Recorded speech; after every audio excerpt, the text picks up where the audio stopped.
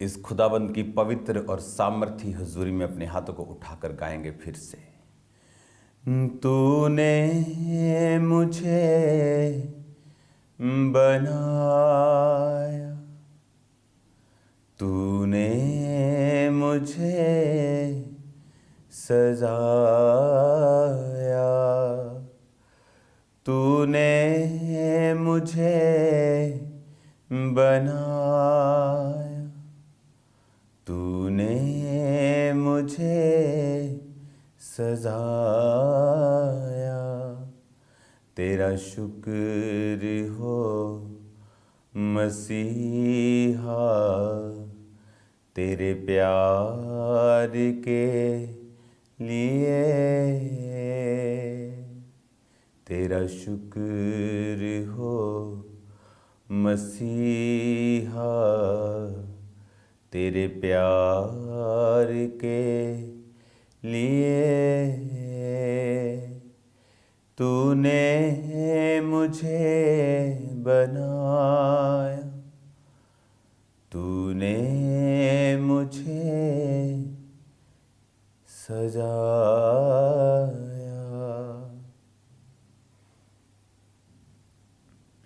अपने हाथों को उठाओ। Thank you Jesus. मेरी जिंदगी थी खाली, मेरा मन था एक सवाली। तूने कलवरी पे मालिक मेरी गंदगी उठा ली।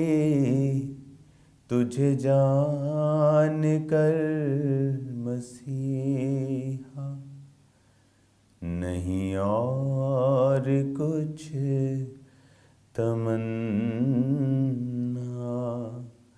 तुझे जान कर मसीहा, नहीं और कुछ तमन्ना। तेरा शुक्र हो मसीहा, तेरे प्यार के लिए। धन्यवाद यीशु मसीह। आज जितना वचन, जितनी बाइबल टीचिंग हो, उनकी ज़िंदगी में 100 गुना फलों को लेके आए। प्रभु यीशु मसीह के पवित्र और सामर्थी नाम में हम मांगते हैं, आमीन। ये सॉन्ग जो आप सुन रहे थे, ये मेरे हृदय के बहुत करीब है, क्योंकि मुझे याद है कि जब सेवकाई 2004, 5, 6, 7, 8, 9 तक, 10 तक, इन दिनों में मेरी लाइफ मतलब बहुत स्पिरिचुअली स्ट्रांग चल रही थी, लेकिन हर तरफ से शैतान के अटैक थे। और जब मुझे याद है पुलपट पे जब मैं जाता था और उसके बाद बहुत मुझे ऐसा लगता था कि अब मुझे रेस्ट चाहिए हर तरह से।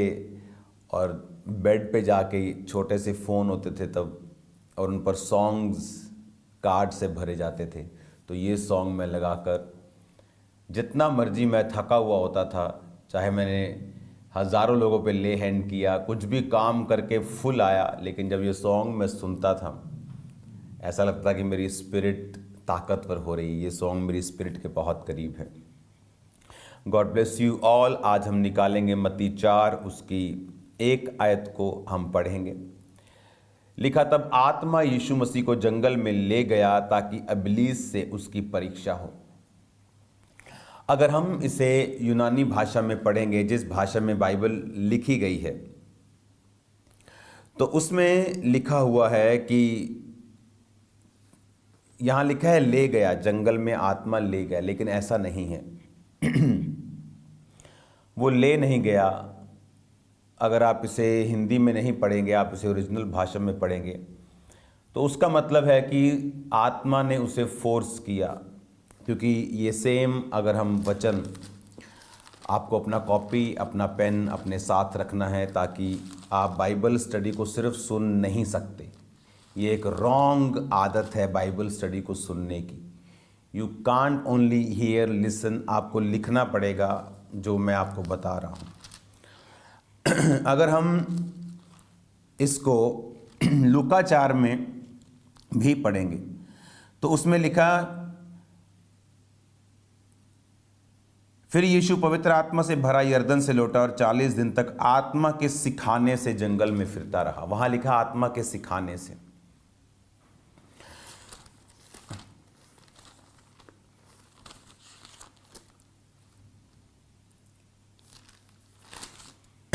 आत्मा के सिखाने से। अगर आप इसे यूनानी भाषा में पढ़ेंगे तो लिखा कि जीसस को पुश किया गया स्पिरिट के द्वारा। कि ये कई बार पवित्र आत्मा आपको अंदर हृदय में बोझ देता है, कोई बात बोलने का या एक बीज को बोने का या प्रेयर करने का या फास्ट करने का, कि आज एक पुश आ रहा है अंदर से, मुझे फास्ट करना है, मुझे प्रेयर इतनी करनी है, आज मुझे नाइट, उस तरह का पुश था वो कि चल जंगल में ताकि तेरी परीक्षा हो। और बाइबल कहती है कि जब आप बैप्टिज्म ले लेते हैं, जब आप पवित्र आत्मा के चलाए चलते हैं, जब आप परमेश्वर के वचन को हृदय में अपना लेते हैं और जेन्युइनली आप क्राइस्ट को फॉलो करने लगते हैं, उसके बाद एक जर्नी शुरू होती है। वो जर्नी इस संसार के सिस्टम से, उसके हिसाब से, उसकी स्कीम्स, उसकी चीज़ों के हिसाब से नहीं, बल्कि एक हेवनली डिज़ाइन के अनुसार आप परमेश्वर में चलने लगते हैं।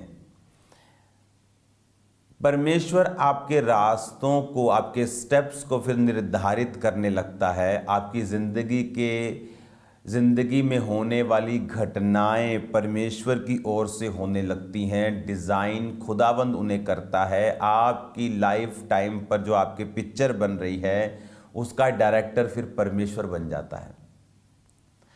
फिर प्रभु डिसाइड करता है। अब जंगल में उसकी परीक्षा होनी है। क्रिश्चियनिटी में हीलिंग तो बहुत पसंद है। हाँ, कैंसर से हीलिंग मिल गई, किसी को एड्स से हीलिंग मिल गई, किसी की रसौली निकल गई, किसी को बेबी हो गया, लेकिन उनको परीक्षा पसंद नहीं है। लेकिन वचन ये कहता है कि उसे जो परीक्षा की ओर लेके गया वो शैतान नहीं था, वो होली स्पिरिट था। होली स्पिरिट ने उसे पुश किया, फोर्स किया कि वो परीक्षा देने के लिए अब तैयार हो जाए। होली स्पिरिट ने उसे पुश किया। हालेलुया। अगर आप इसे ग्रीक भाषा में पढ़ेंगे तो उसमें लिखा होली स्पिरिट ने उसे ड्राइव किया, यानी उसे पुश किया, उसे ले गया वो,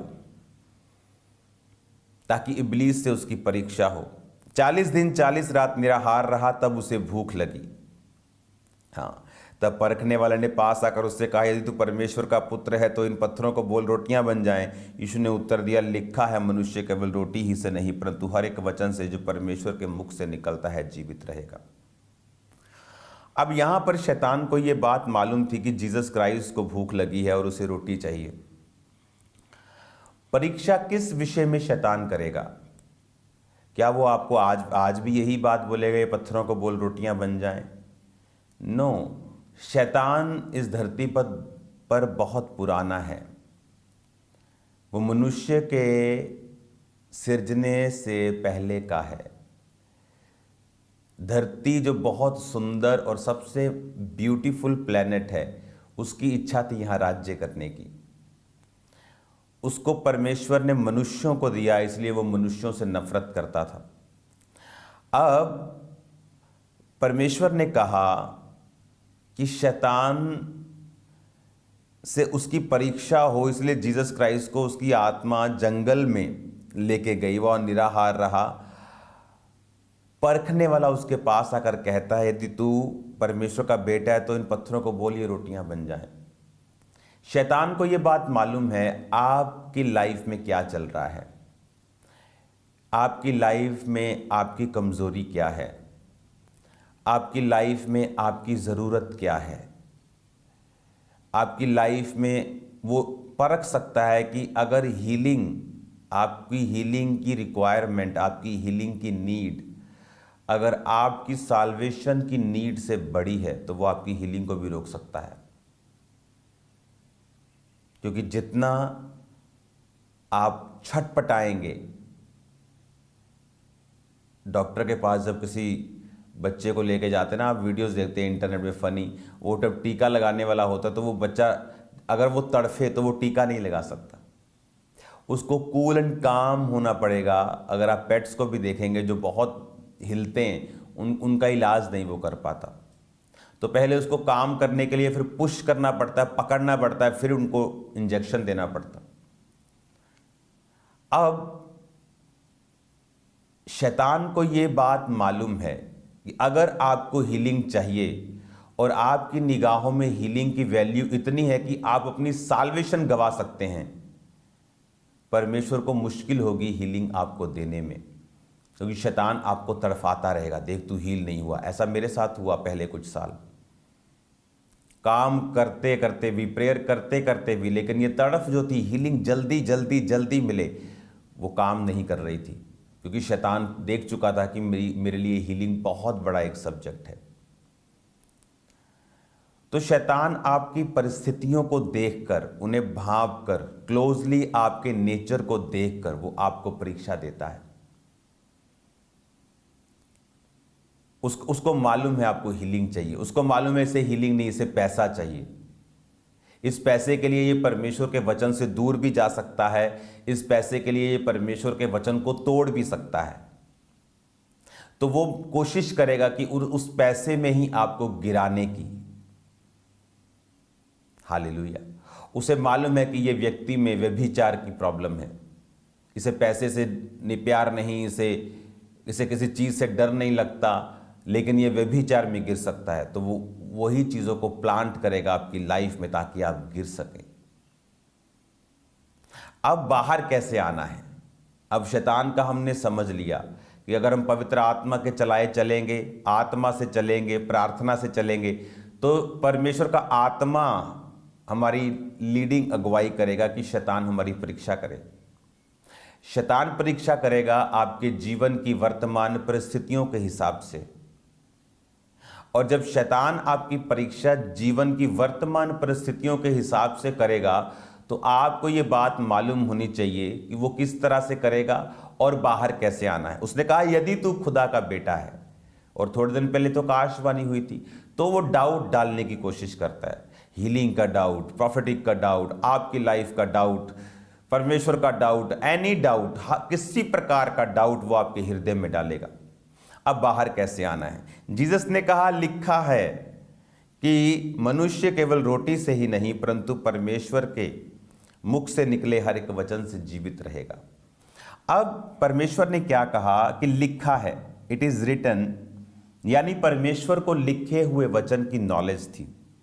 शैतान की परीक्षा से बहुत लोग, आप एक बात को समझ लो, जो हीलिंग मुझे मिली, इस शहर के सबसे बड़े डॉक्टर्स जो कह चुके थे कि ये पॉसिबल नहीं, जो हीलिंग मुझे मिली उसने मेरी हेल्प की मेरा फेथ बिल्ड करने के लिए। पर वो शैतान के खिलाफ लड़ाई में मेरे डायरेक्ट काम नहीं आती, इनडायरेक्ट काम आती है कि मेरा फेथ बढ़ता है। मेरा फेथ बढ़ा तो मैंने प्रार्थना की, मेरा फेथ बढ़ा तो मैंने बाइबल पढ़ी। बट शैतान को हराने वाला एक ही है, वो है खुदा का वचन।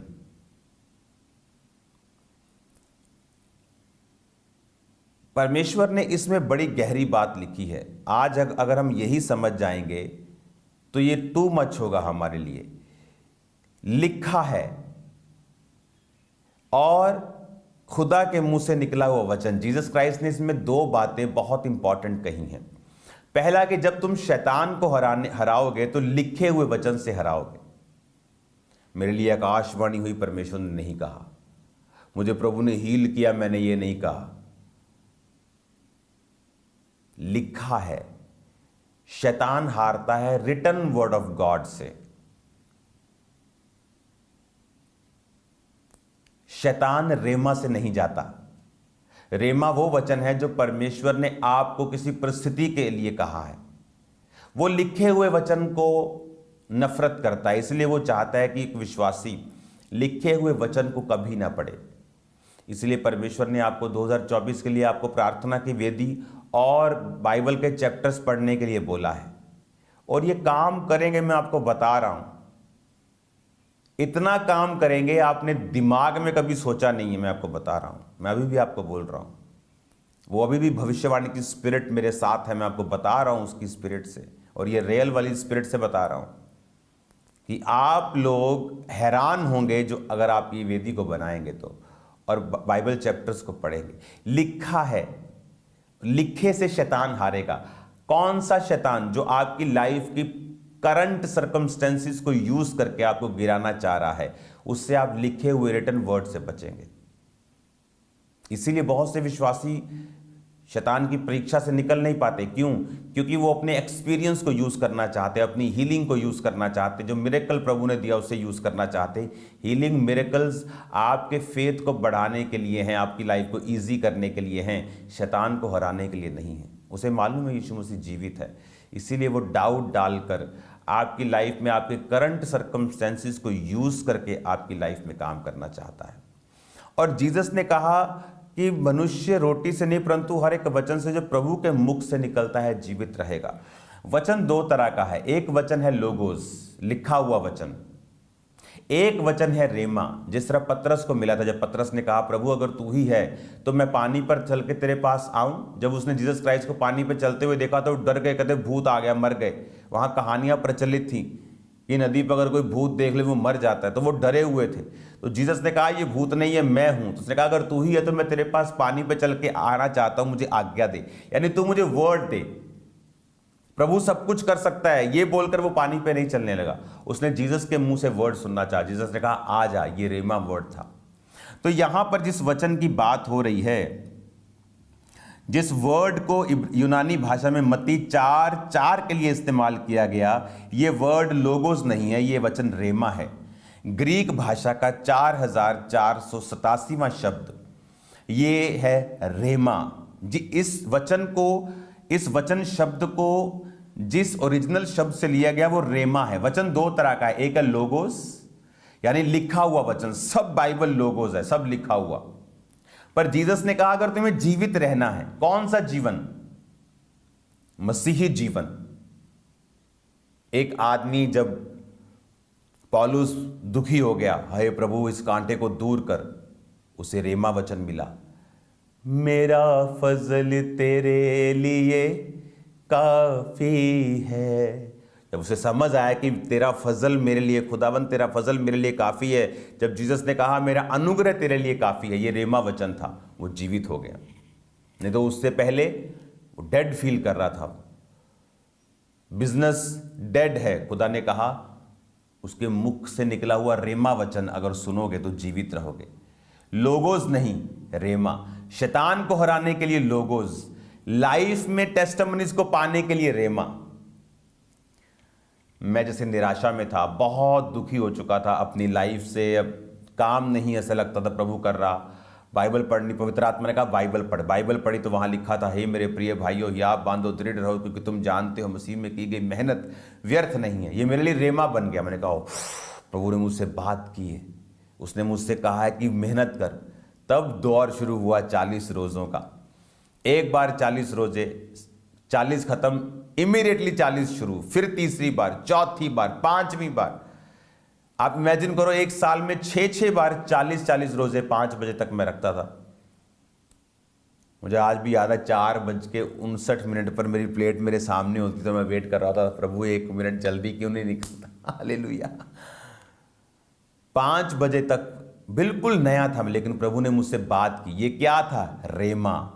उस मेहनत के कारण परमेश्वर ने मुझे डिलीवर भी किया उसकी ग्रेस से, और प्रभु ने मुझे आजाद भी किया, ब्लेस भी किया, क्योंकि वो रेमा था। उतना खुदा ने कहा तुम जीवित रहोगे। लेकिन वो रेमा निकला कहां से? लोगोस से। लोगोस कैसे मिला? जब मैं बाइबल को मैंने पढ़ना स्टार्ट किया, कॉन्टिन्यूस, एवरी डे, बिना नागा, बाइबल बाइबल बाइबल, प्रार्थना प्रार्थना। तो आपको ये बात समझ आनी चाहिए, जीसस का आत्मा लेके गया उसको परीक्षा के लिए, परीक्षा हुई करंट सर्कमस्टेंसेस, अभी की परिस्थितियों के ऊपर। ये जीसस क्राइस्ट उससे लड़े लिखे हुए वचन से। जीवित रहोगे रेमा वचन से, रेमा मिलेगा लोगों से, लिखे हुए वचन से। देखो ये कितना जुड़ा हुआ है आपस में, कि लिखा हुआ वचन चाहिए शैतान को हराने के लिए भी और रेमा पैदा करने के लिए भी। जैसे दही चाहिए लेकिन दूध के बिना नहीं बनेगी, लेकिन चाहिए दही, लेकिन दूध से ही बनेगी। तो दूध को जाग लगाना पड़ेगा दही बनाने के लिए। डायरेक्ट दही तो तुम गाय के अंदर से नहीं निकाल सकते। तो दूध होगा तो दही बनेगी, लिखा हुआ वचन पढ़ा होगा तो वो रेमा में बदल जाएगा। तुम्हें लगेगा ओह ये वचन, अब तुम आधा घंटा बाइबल पढ़ रहे होगे लेकिन एक वचन होगा तुम्हें लगेगा ये खुदा ने मुझसे बात किया, वो होता है रेमा वचन। वो आपकी पर्सनल लाइफ के लिए हो सकता है, आपके कैरेक्टर को अच्छा करने के लिए भी हो सकता है। Hallelujah, God bless you all.